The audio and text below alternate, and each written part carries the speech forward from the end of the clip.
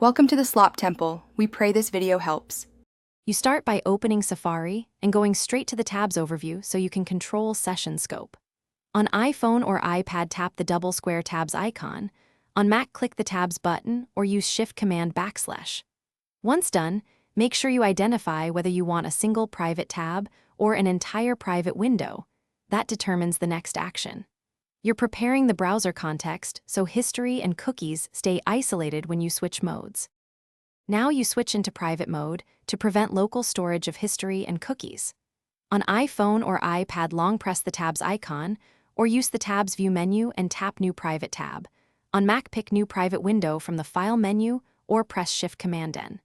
Notice the darker interface and the private label. That's the visual cue that Safari is isolating data.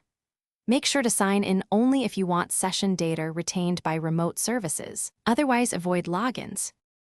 Finish by using private tabs for browsing, then close them or the private window to clear session data locally. Closing is how Safari removes that temporary data.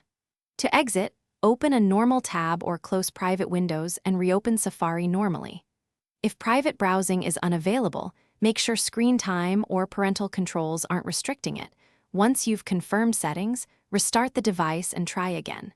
If issues persist, toggle Safari in Settings and test with a new user profile or guest account.